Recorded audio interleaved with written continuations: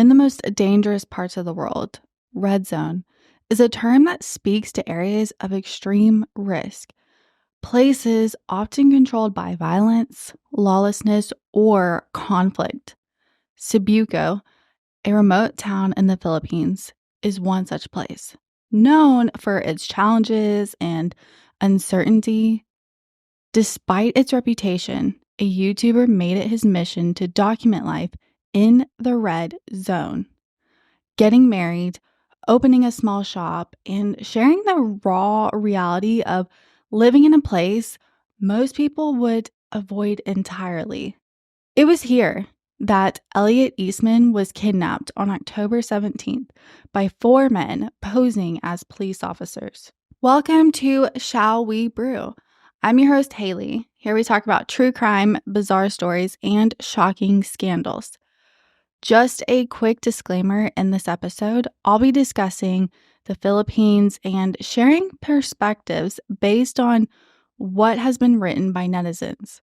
These views do not reflect my personal opinions or beliefs. Rather, they are a collection of insights and commentary gathered from various sources. My goal is to provide an accurate and balanced narrative while respecting the culture and people. Also, this is an ongoing case. There's not a whole lot of details as of now, so I'm hoping maybe more will come out in the future, but who knows. So, with that being said, pour yourself a cup and settle in, because once we start brewing, the truth can't be unsipped.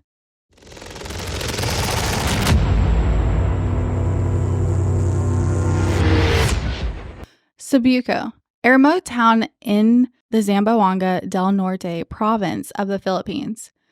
It's a place that feels like it exists on the edge of the world, nestled on the rugged western coastline of Mindanao.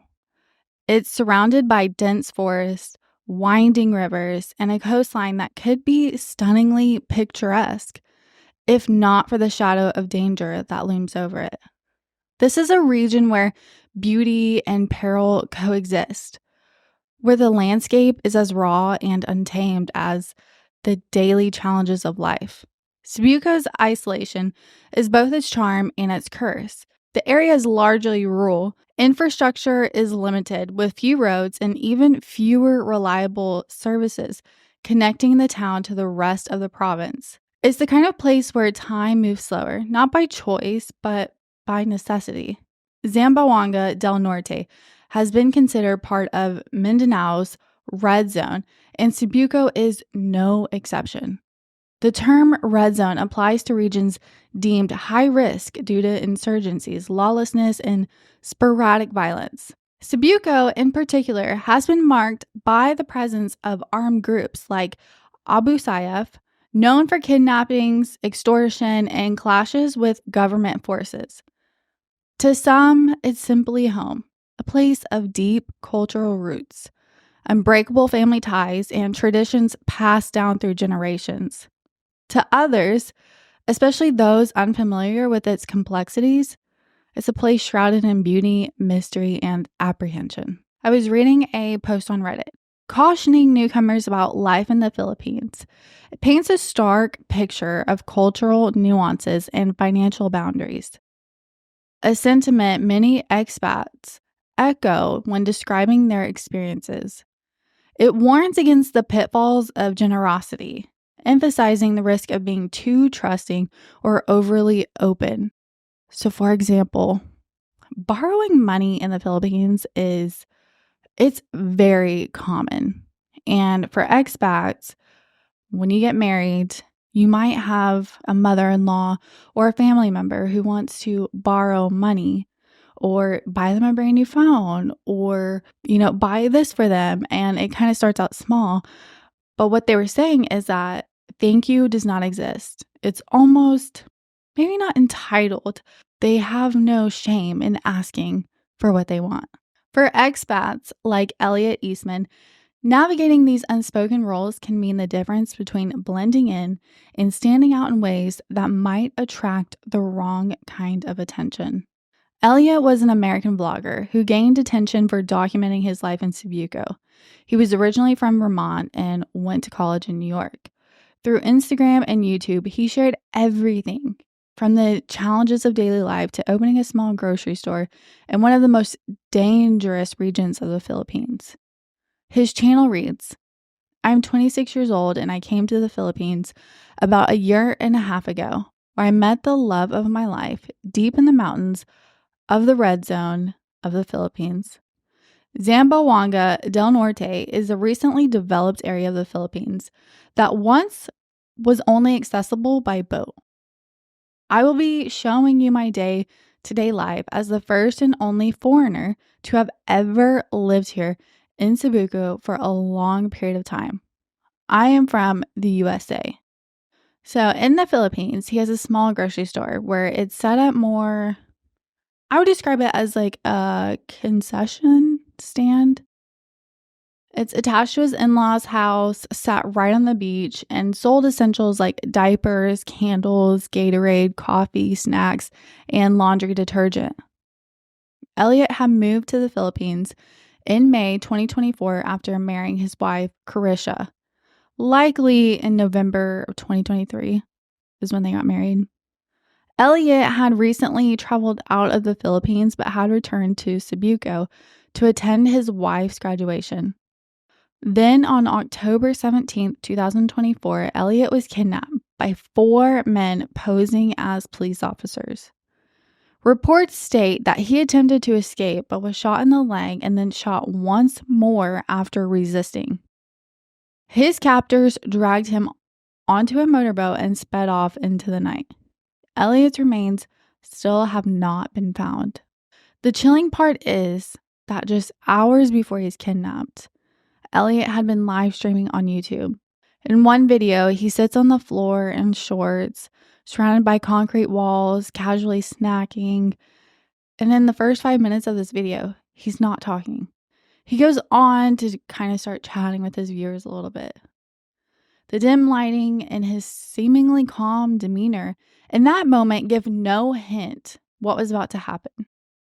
He even comments on Liam Payne's recent death, which had been in the news just a day before.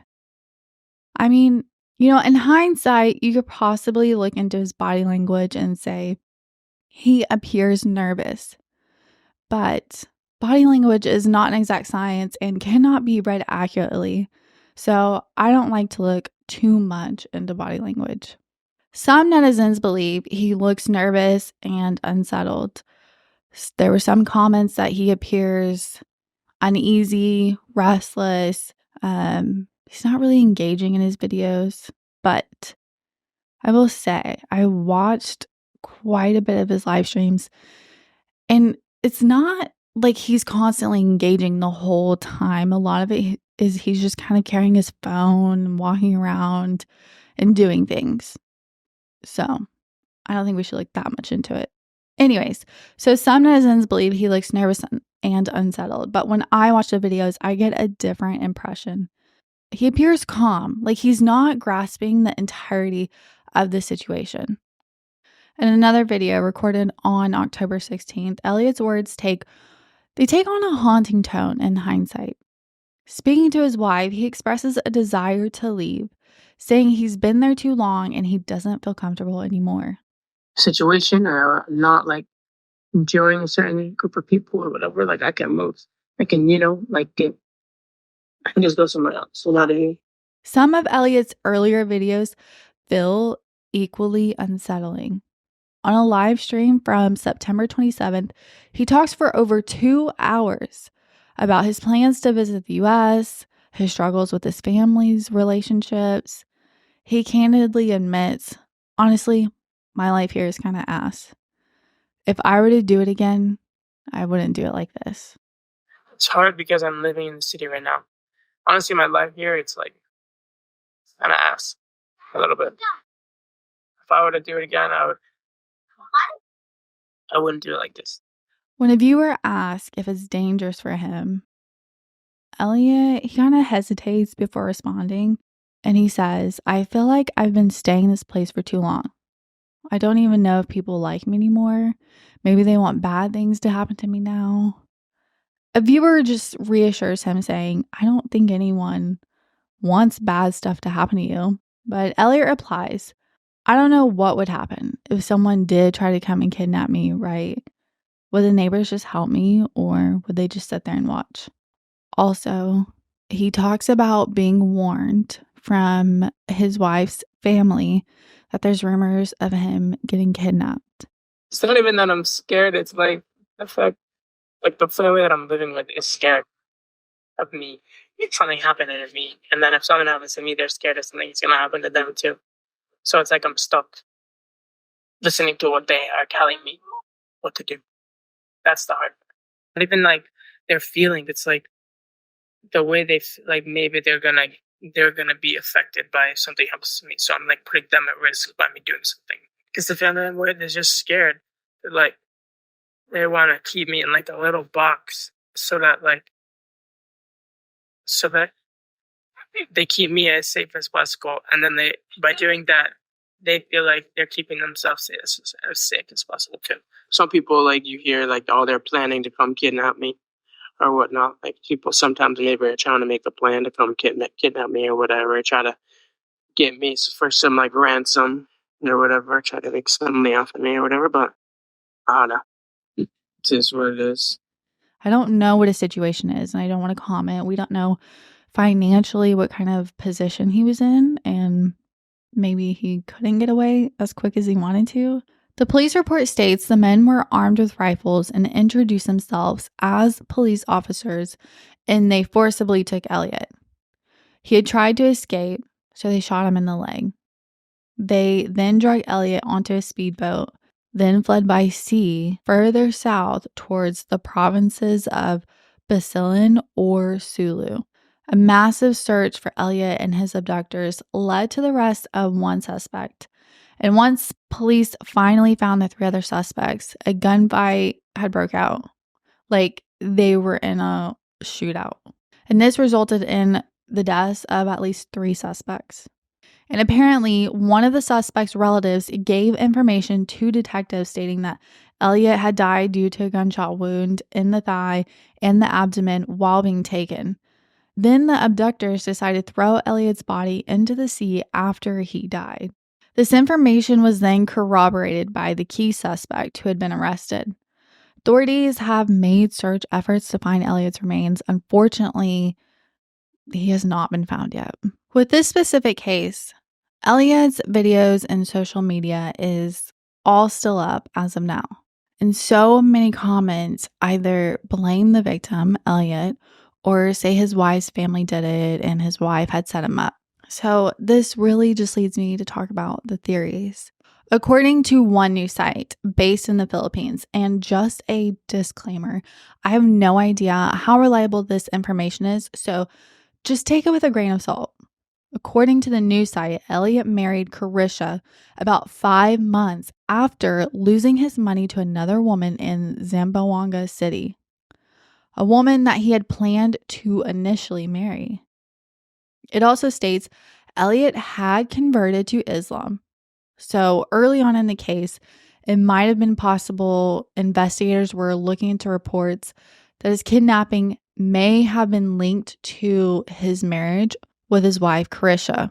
So, Carisha, was previously in a relationship with a Sibuco indigenous man who wanted her back.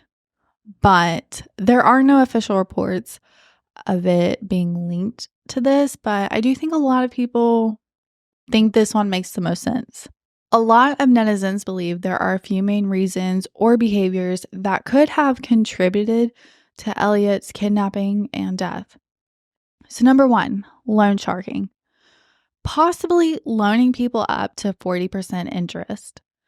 This seems to pop up everywhere you look, but I myself have not found any reliable sources or information stating he was really loaning out money, except for one video where Elliot talks about loaning money to someone.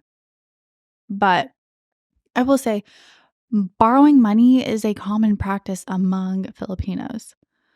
He goes on to explain that he did make a profit off of lending money out. But other than that, I have no concrete proof that he was an actual loan shark. And I don't think he states who this money was lent out to, and if it was really for business. There's also been statements that it was actually his in-laws' business, the loan sharking, but again, I haven't seen any concrete proof of that or it coming from even a reliable source. 2, that he converted to Islam but didn't really honor it. Okay, so he responds to a comment on his live stream, and this comment says, "I want to marry many women and have many kids, create a village." And Elliot responds by saying, You could probably do that, Max, if you really want to. The right way to do it is probably to be like, you can do that. You just become a Muslim, and then it's okay. You can marry many women. That's like part of the culture. You can marry up to like 7 women.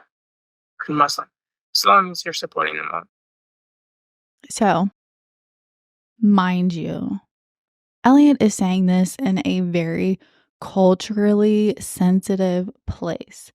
And the way he speaks about it, just nonchalantly, like, it's no big deal to just convert. This could be triggering for someone who follows the teachings of Islam. Number 3 is that he wasn't respectful to his community. He oftentimes talks about the toilet smells disgusting. It's gross. He talks about someone, a Filipino, getting road rage and almost wrecking into him because they don't drive in the Philippines like they drive in the US. He also talks about people's attitudes are hard to deal with.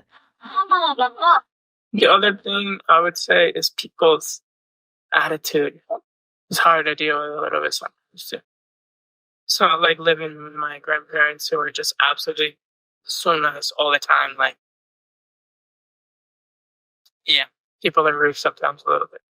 I think being a foreigner, probably in any country, you probably might feel that people have an attitude because I just think there's not a lot of understanding here. Maybe they didn't have an attitude, but he just thinks the world is some nice place, and the world is not always nice and safe. Anyways, a lot of people said he really should have immersed himself into the culture, got himself to learn more, and at least tried to learn the language. In another video, I think a commenter asked, like, do you use ChatGPT? And he just says, no, I kind of learn it, I don't really feel like learning it, but I kind of want to, like, I just learn it on my own time when I feel like it. Number 4, he talks about money quite a bit in his videos. Once it was brought to my attention that as someone who's not from the Philippines, you should not talk about money, you should not loan out money. It really became apparent how many times he talked about money in his videos. So there are several videos where he talks about how much he made, how much a roof cost, how much he bought this like dirt bike motorcycle for. I think total, I built this waiting shed too. That costed like 15,000 just for this waiting shed. That was like 10,000 pesos. Spent 15,000 pesos alone just on this waiting shed, I'm pretty sure. And then on the solar, the Wi-Fi and the solar, I think I spent a total like 130K or something, maybe 120. Yeah. 130K, 130,000 pesos on the solar, the Wi-Fi with solar. Maybe even more now because I just bought another solar panel. Maybe it's getting to like 140,000 pesos. Our inverter just broke the other day too, which was like 5,000 pesos. This one's cost like 2,000 pesos. This one costs 5,000 pesos. A lot of theories, a lot of comments suggest that Elliot's wife had something to do with it. And I would like to reiterate that this happens time and time again. When a case goes viral, people start pointing their finger and falsely accusing somebody. It's detrimental to not accuse someone and start pointing fingers all over the internet. And of course, people can form their own opinion, but wrongful speculation has long-term effects on innocent people's lives. Again, I do want to remind you, all of these theories are things that netizens have posted, commented, made a video about. I'm relaying this information and it's not to be taken as my own opinion. And now I have a question for you all.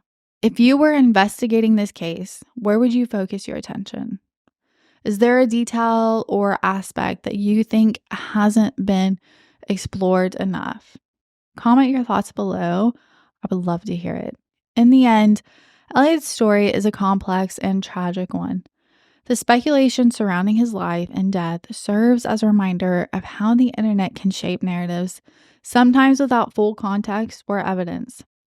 Whether it's debates about his cultural understanding, his faith, or his personal relationships, we must tread carefully in forming conclusions. Speculation, while inevitable in high-profile cases like this, it can have real-world consequences, especially for the people left behind.